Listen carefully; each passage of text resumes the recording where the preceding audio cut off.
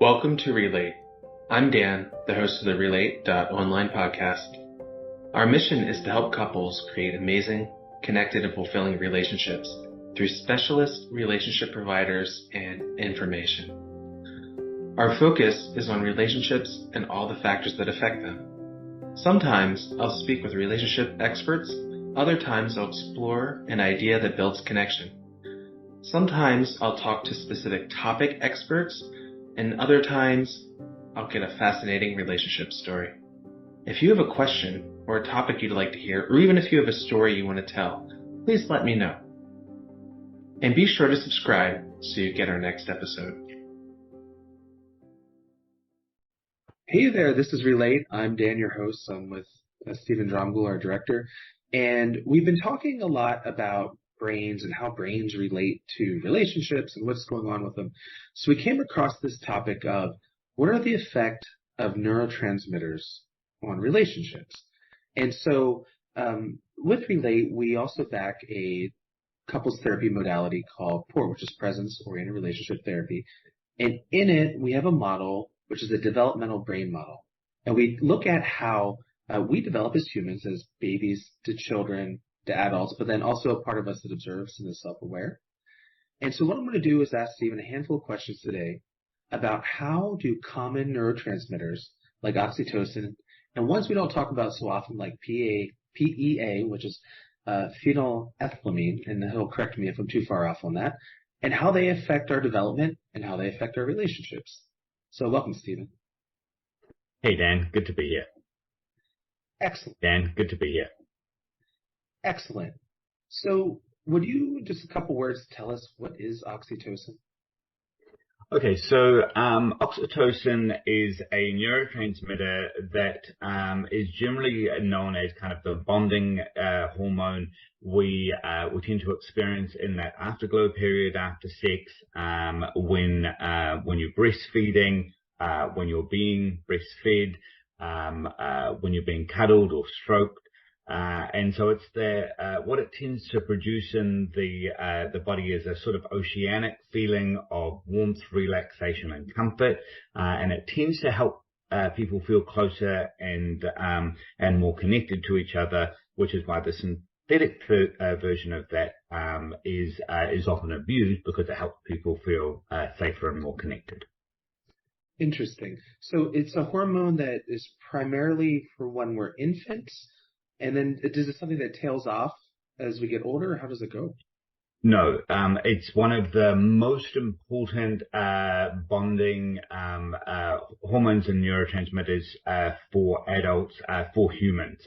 It's one of the features, it's one of the things that mammals have, and we get it through connected behavior, through grooming, through touch, through looking into the eyes of a loved one.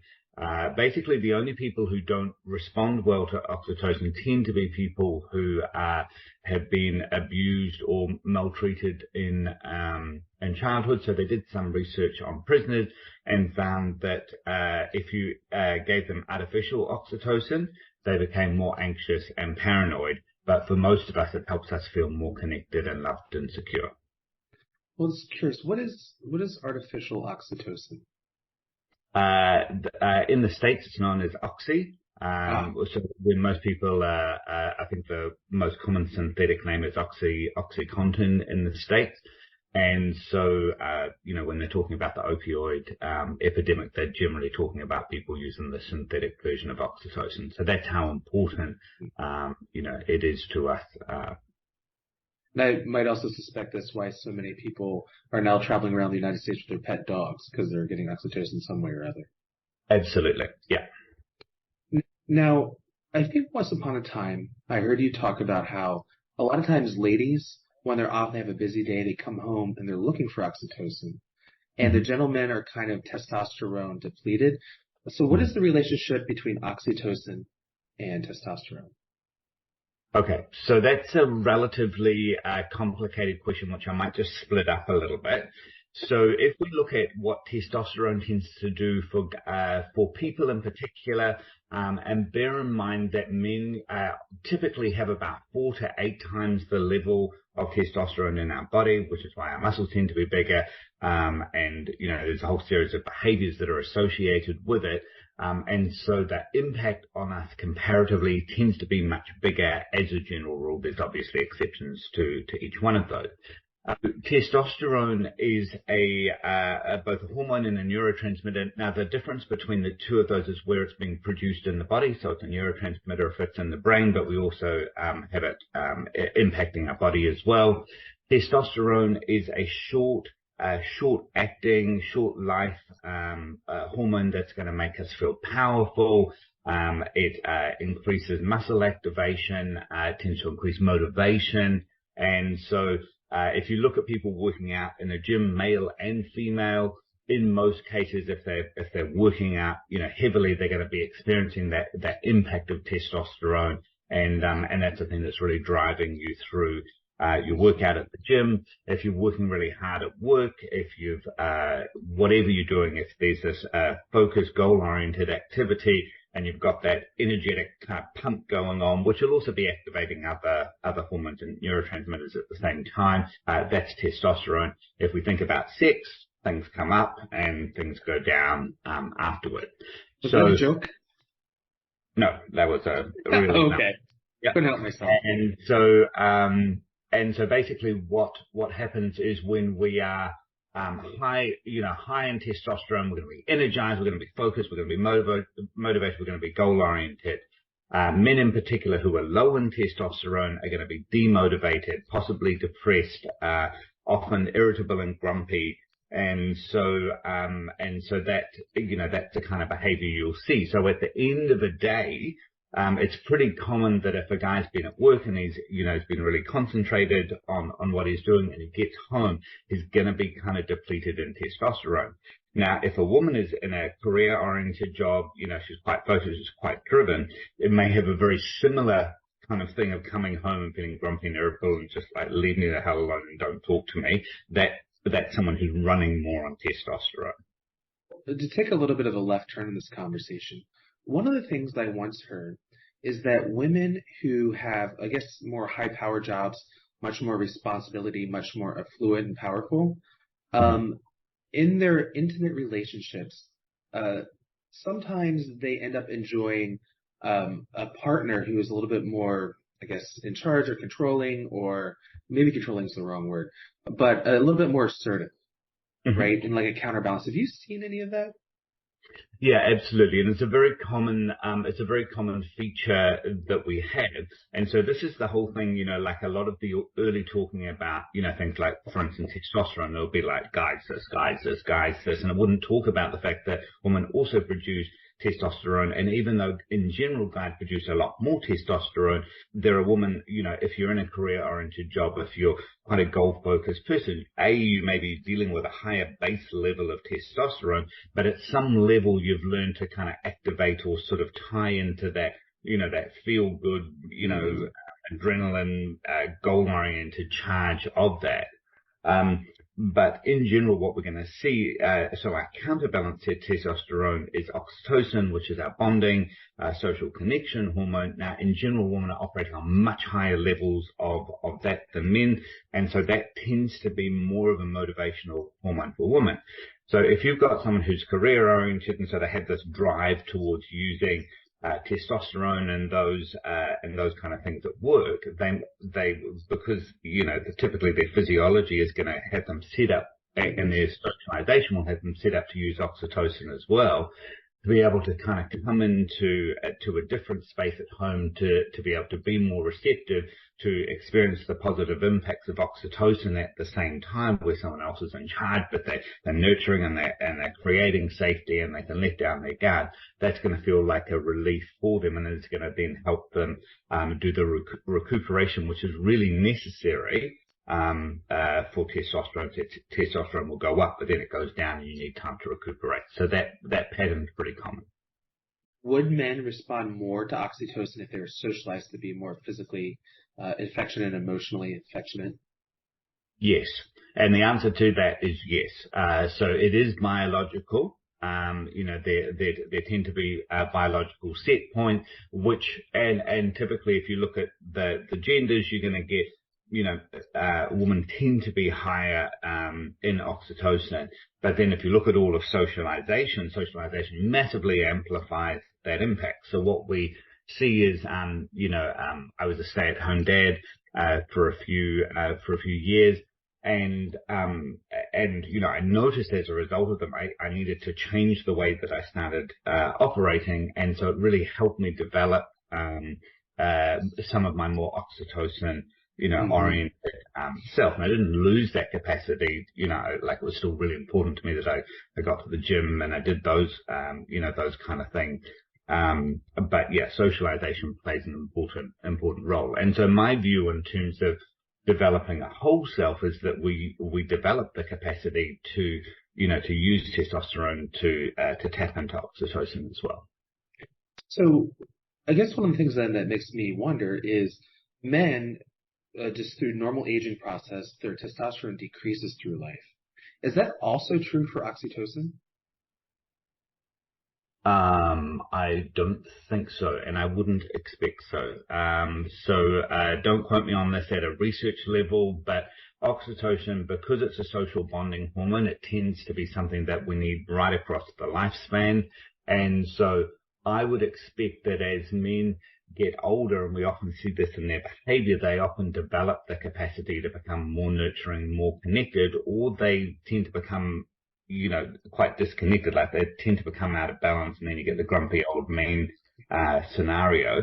But often you'll see, it's pretty common for me to have clients who'll talk about that, my God, my dad was this like total, traditional male, when I was growing up, but he's like, he's loving the grandkids, and you look at him and he's like, hey, look what we do. He's like rolling around, and he's like, never did any of that stuff with me, which I think is awesome. I think that's generally a sign of, emotional and spiritual and development, and at a physiological level, they're learning to tap into, experience that joy of oxytocin, to be connected. Well, curiously, one of the bits of research that I've read is that dads who are involved with the mother in utero and then immediately after childbirth, if they spend a lot of time, that there ends up being this pretty significant neurological change in men, that there's a decrease in testosterone and a huge increase in empathy and connection. I mean, have you seen that? I've experienced that. Like I remember, because I was fortunate enough to be studying when my daughters were born, I was able to be very involved in their care, and and had basically, from ages sort of 2 to 5, where I was the stay-at-home dad, as well. And it was interesting because I had a bunch of friends who were single women who were working quite hard in their careers at the time in their early 30s.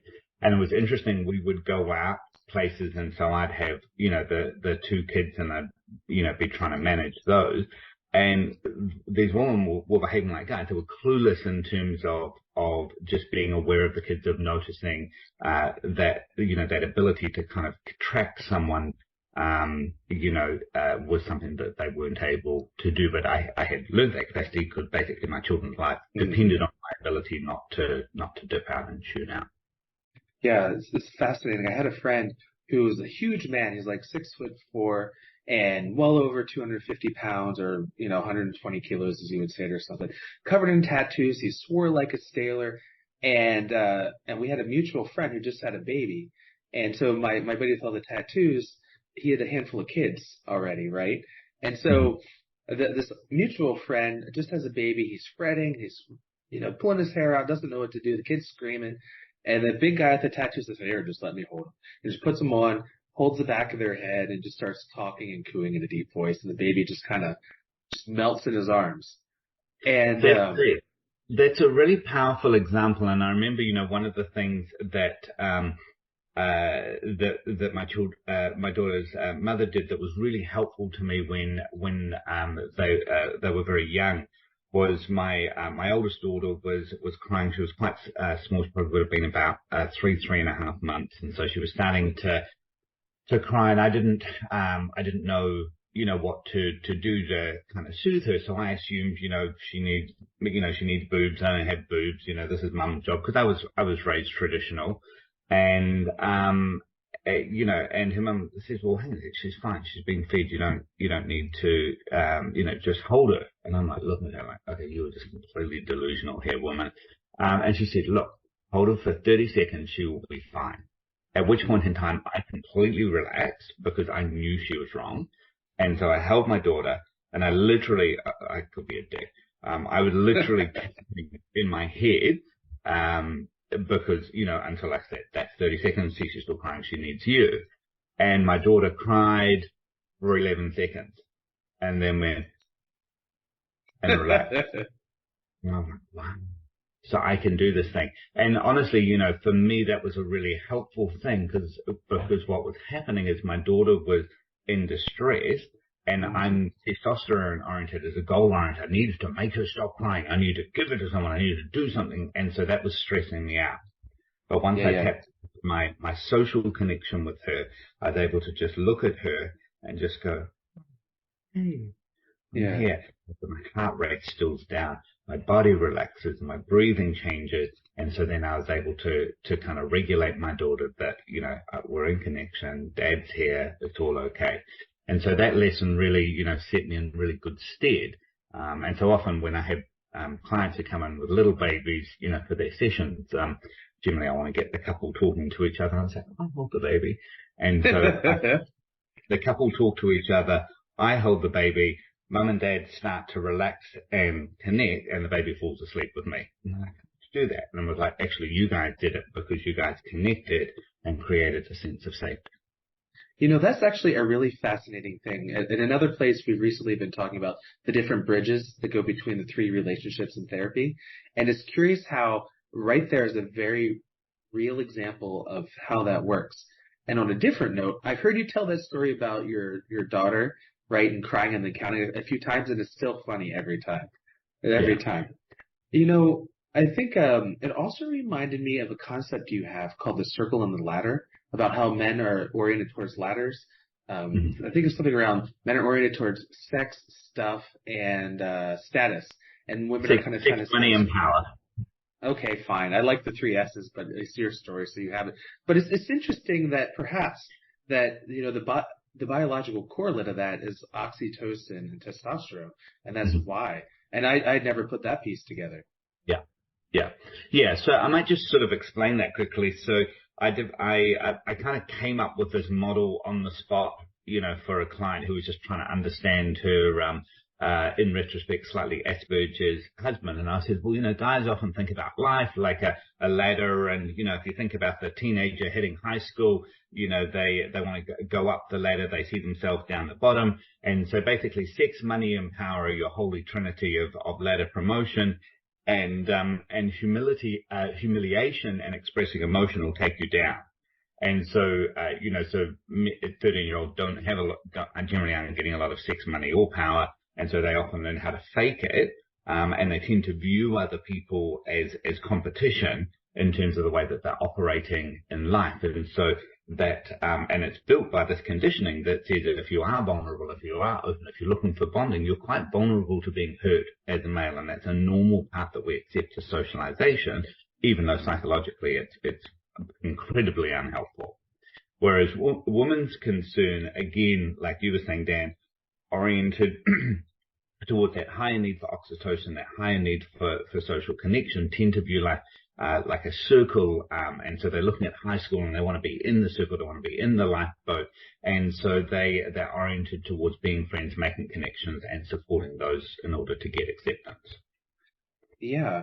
I think it's really just fascinating that we really live in a duality world where you either can have one or the other, but you can't really have both.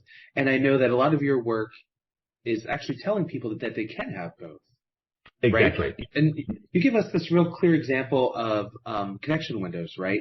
Like every morning before I get out of bed, we set an extra alarm and I cuddle my partner for an extra 15 minutes, right? And so we both get the day loaded with oxytocin and ready to go. And that actually comes back around again to your concept of baby brain, right? And I'll use this as a bit of a segue for the hold on, let me get it. Phenylethylamine. Oh, you want to go Okay, back? so hang on a sec. So let's just can you tell do the attachment window again, but just loop it into me because you've talked about oxytocin. I also want to talk about how that boosts your testosterone at the same time. Okay.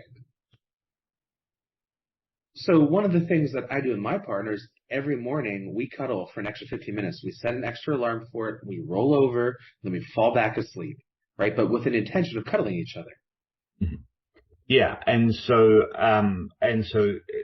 that's a really good example of that double hit because that's going to boost the oxytocin levels for both of you. It's going to help you feel secure. It's going to help you feel relaxed, help you feel comforted and stuff. But for both of you, what you're also doing at the same time is you're boosting your testosterone. So you're in contact with her body. You know, your body's going to be responding to that. She's in contact with your body. She's going to be experiencing that. So they're not really in competition. The two of them are collaborating. You'll feel bonded. You most mornings you may not get laid, but you've set up that thing of feeling a little bit juicy, a little bit, excited, a little bit more motivated to spring into your day. And what you are really doing is kind of priming the sexual energy and the sexual experience. And if you continue that through the day, by the time, you're heading towards bed, the odds are your partner's going to be feeling more relaxed, more happy, more connected. And your odds of getting lucky that night go up substantially. Yeah, once upon a time, I don't know if it was an article you wrote or you did something, said how to seduce your lover for 50 years, right? And I keep that in the back of my mind. And she always says to me, how comes you're always so sweet? And I'm like, well, one, I love you. And two, like, this makes both of our lives better. And another place you said, why is it that only people in the honeymoon period get to flirt? Yeah, yeah, and that's one of that's always been one of my things because flirting's a lot of fun. It's adult play, it's kind of sexy, it kind of makes us feel good about ourselves, and if you think about the relational, bank account, it puts loads of stuff into the bank account. As well as protecting the relationship from affairs and all of those kind of things. Now, the really great thing about flirting when you're in an established relationship is your odds of getting lucky are substantially higher than they are at a bar. Yeah? And so it's that kind of thing that you can walk in and, do the corniest pickup lines, baby. And it's like, well, when you fell out of heaven, like, oh my God, but again, they're going to smile, and you're saying, I'm interested, and you're like, okay. You can do whatever, and it can be silly, it can be funny, so one of the things you did that I really loved was that, your Valentine's idea of the 33-minute date. And, I got that series on YouTube of just like some really practical ways of, doing stuff that didn't take a lot of time, didn't take a lot of money, could be done elsewhere. And so that kind of creativity then becomes part of the narrative of your relationship. Oh, I remember that, or and so there'll be lots of reminders of those kind of things, and everyone can fit in a 3-minute day. Exactly. Exactly. I'm listening to our conversation go back and forth here, and I'm almost laughing to myself because I just imagine John Gottman somewhere recording us and looking at all of our appreciations going back and forth. Like this is a relationship that's going to last. So, okay. But before I get too far distracted, I promised we'd talk about this phenylethylamine stuff. So what is it and why is it so hard to pronounce? So it's two words, phenyl and ethylamine. Now, my understanding is ethylamine is basically the scientific name of alcohol, and I have no idea what the phenyl is, but it's basically a neurotransmitter that you produce when you smoke crack. And so it makes you high. What the other thing that it also does is so basically, let's just start the one again. So what is phenylethylamine and why is it so hard to say? Okay. So, let's just start again. Just ask me what is phenylethylamine, because if you want it in a minute, there's no way I can explain it and do that. I'll want all the time I have. What is phenylethylamine? Okay. So phenylethylamine is a neurotransmitter that people typically produce when they're in the honeymoon period, when you've just had a baby and you're breastfeeding. But if you think about it in the honeymoon stage, what it does is it's what your brain produces when you smoke crack. So it's part of what creates that intense high of the falling in love experience, the limerence experience, the honeymoon experience. And what it actually does in the body is it reduces the impact of serotonin. Now, serotonin is a mood regulator that we give to people who are depressed because it helps us sleep. It helps us not be obsessive. It helps us, basically be more stable. Phenylethylamine takes it down. So we get obsessed about that particular person. We're actually more responsive because we're slightly less regulated. And so we want to be with this person all the time. And so suddenly we become much more vulnerable to the impacts of dopamine and all of those kind of things because we're a little bit cranky and unstable. We're basically like a junkie, and this other person becomes our drug supply. So what happens if someone strokes your arm? That feels nice. If you're in the honeymoon stage and you're on phenylethylamine, it's like amazing. And so I'll drive across town. I'll fly across the country or do all of those things to stay in contact, to meet my supplier and get connected. So that actually makes a lot of sense. I wish I knew about that after I got divorced, because the first person I met, made me absolutely nuts. I didn't remember not sleeping. I remember honestly thinking I was bipolar. Mm-hmm. So you are in terms of the kind of behaviors. Yeah. Well, I was thinking that a little personally there for a moment, but it really was. And is that why then when people who are in that limerence stage and they find out the other person's not reciprocating, that they're so crestfallen? Absolutely. And so it's a very intense experience. And because you're low on serotonin, your stability factors and your obsessiveness factors, those are all out of the window.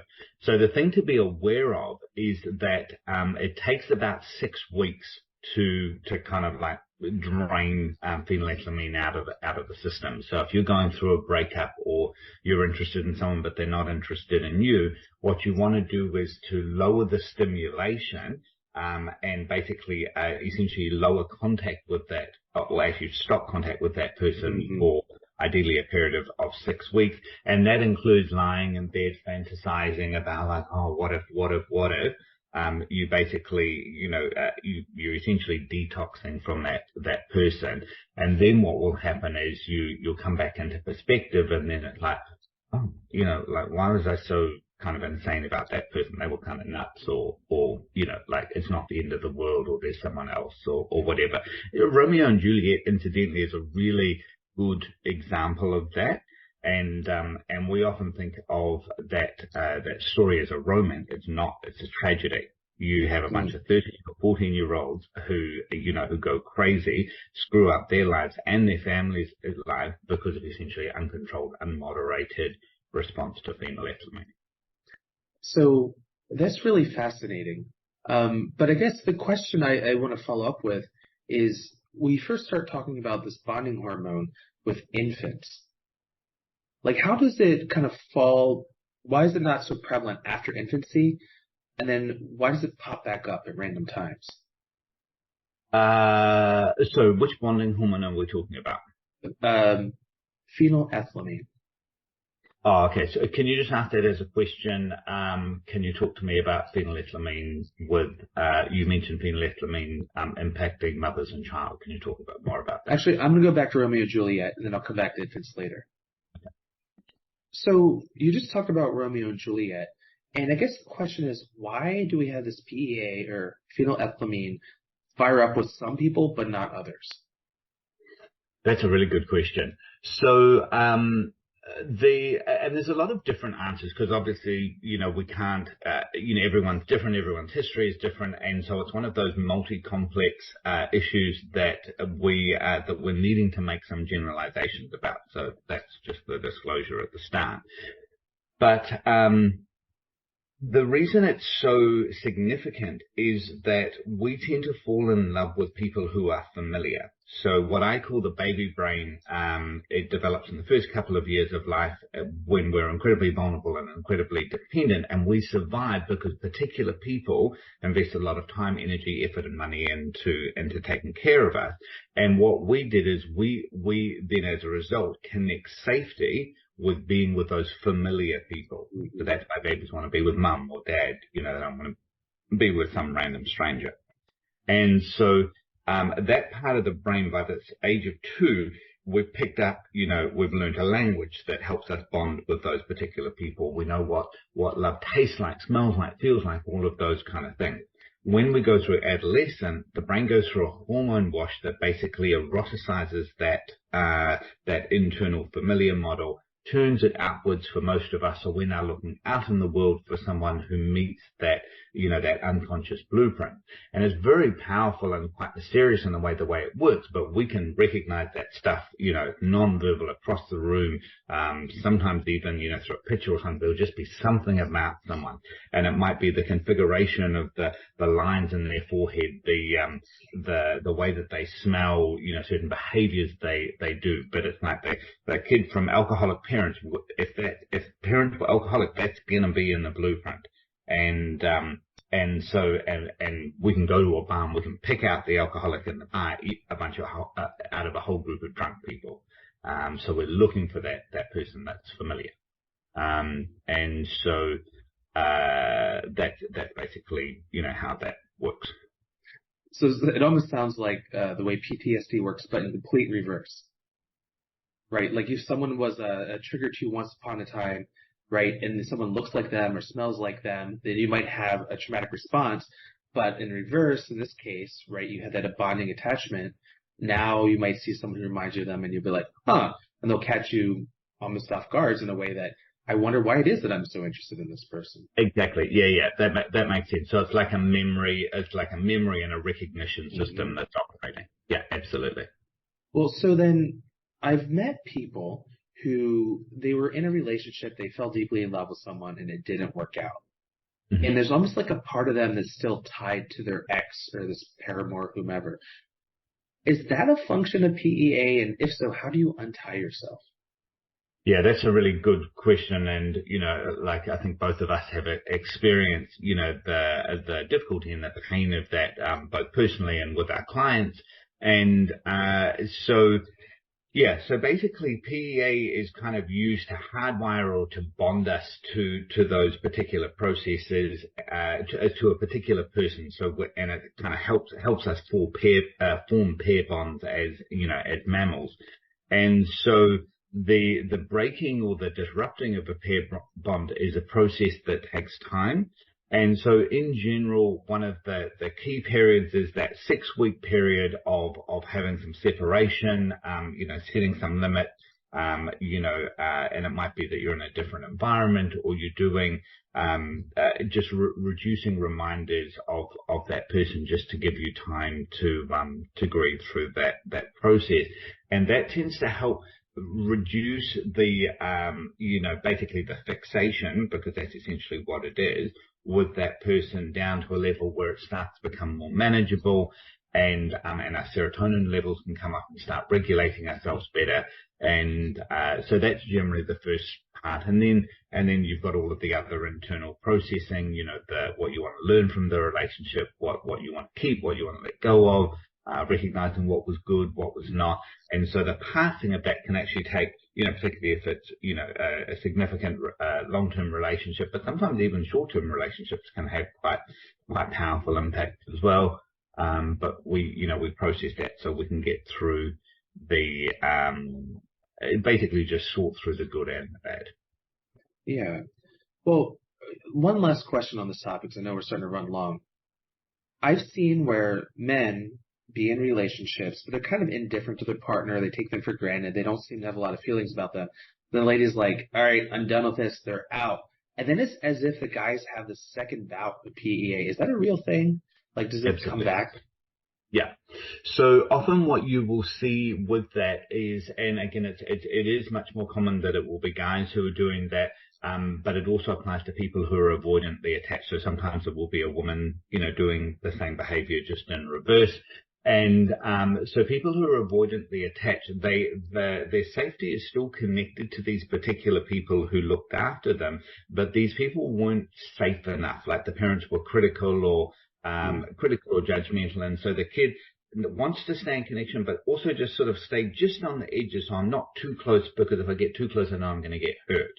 Mm-hmm. And so then what happens is those people will fall in love. They have the honeymoon experience. They often look like normal kind of honeymoon is at that stage. But once the relationship is secure, once the commitment is in place, they're going to go back to their preferred stance of being more avoidant and more on the edge.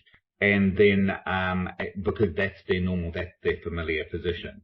So when people move from the honeymoon stage where they may be very bonded, very loving, everything's amazing, this person's so incredible and perfect, it's actually commitment that tends to trigger that process of phenylethylamine starts coming down, and then we revert to what our normal behavior is. And so, but then what happens is when there's a threat to the relationship, then that activates the fear of loss, and we're trying to get back into security. So again, you see that guy who would never go to counseling, suddenly like, oh, I'll go to counseling, I'll do this, I'll try this. And again, they're focused on protecting the relationship. The challenge that you have in therapy then is you can help the couple get reconnected again, but you'd still have to help them work to change that base level of behavior to be more connected, more supported, and more loving as a new pattern or strategy of being. So the other day, to go along with this, I was talking to a person who was looking to be a therapist for Relate, and they're asking me a question about our PORT training. And they said, what does PORT do to help therapists help couples not have so much recidivism or like going back to the old problems? And I presume then, is there a way that couples can skillfully use PEA to protect their relationship? Okay, well, there's this guy I know who came up with this genius idea about having like 30 dates, 33-minute dates with his partner. And so that would be an example. And for those of you, if this has been cut up into a short clip, that was Dan. And so basically what's happening is creating that sense of excitement, that sense of surprise in the relationship will boost that level of PEA. It's not normally going to go up to the honeymoon experience levels of intensity, mostly because in the honeymoon period, you're actually quite dysregulated because you're basically a junkie. Once you get into a committed relationship, oxytocin levels come up, which tend to make you more stable overall and less crazy. And less impulsive and all the rest of it. And so that's the thing that tends to create a good stable, non kind of neurotic relationship. But doing those nurturing behaviors in the relationship, creating, time for surprise and fun and all of those things, is an important, part of the relationship. And so that's basically how you can create boost. I tend to think about that like the child brain. So you think about the 4-year-old brain. So the 4-year-old wants to be in the same house with mum and, and dad and the dog and all the familiar type thing, but they also want adventures. And so that ability to create surprise. We're going to go to, we're going to go to the park. We're going to have, little surprises. We're going to go on the swing, all of that stuff. We need to create those experiences, as adults. And so one of the things that we do by our focus on the sense of presence, on developing the observer brain, is that ability to come into the moment and to experience what is happening to us at a high level of intensity and presence and involvement, because that's the thing that makes it interesting. So, making love is something that is, that's interesting, that's fun, that can be really enjoyable. But people often routinize it. Oh, we're just doing this thing that we always do again. And what's happening is they're not present. So they're comparing the past or the future or all of those kind of things. Whereas if you come into this moment and I'm holding you now, and I'm touching you now, I'm noticing what I feel in your body, what's happening in my body, that very high level of intention, suddenly it's both a familiar experience, which meets the need of the baby brain, but it's also a novel experience that's meeting the need of the child brain for this new encounter. Excellent. I was curious, we're doing like a podcast, but it kind of moved into a romance novel, so I'll just bring it back to the podcast. And, people talk about how comes there isn't like a handbook for raising children. And it really sounds like this is that same type of thing. Like there should be a handbook for being in a relationship. And I know we've talked at length about why so many people struggle with relationships, but that is a different conversation for a different time. So to kind of wrap this up, do you have any last thoughts before we say goodbye? I think the relationships are challenging. I find relationship challenging. Part of the reason why I do this work is, I can get all the help I want all the help I can get, both from, people who are experts in the field, but my clients, seeing the brilliant ways that people resolve, issues and stuff in their relationship, the novelty, the creativity that people come up with. But the thing that I think is fundamental is that ability to become present in the relationship, to bring yourself present, to be able to engage your partner, to be present, and to that we can both use the adult part of our brain to be really intentional about building something that's good, that feels safe, that feels connected, that feels playful, that feels fun, and to be actively involved instead of just thinking that a good relationship just happened. Because there's very few people in the population for whom that actually works. And so my big thought in relationships is, for most people, good relationships do not just happen. You are going to have to be intentional. You're going to have to work at it, and it can be fantastic work. It can be really fun work. It's amazingly fun to learn how to flirt really well with your partner. It's amazing work to learn how to seduce your partner. It's uncomfortable work, but it's really rewarding work to learn how to fight well with your partner, to regulate conflict and to collaborate and do all of those things. But it is something that's meaningful. It makes our life good. And, and that's my hope for myself. And that's really, from my point of view, that's what Relate is about, to support people to build that for themselves. Well, Steven, thank you so much for your time. And I'm hoping that everyone out there gets a life full of oxytocin and phenyl-Ethlymine. So thanks. Have a good one.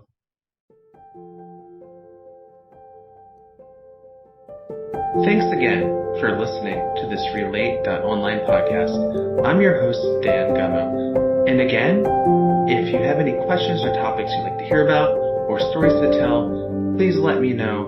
And remember, our mission is to help couples create amazing, connected, and fulfilling relationships through specialist relationship reminders and information. And if you need any help with that, please reach out. Until next time. When I wake, I know you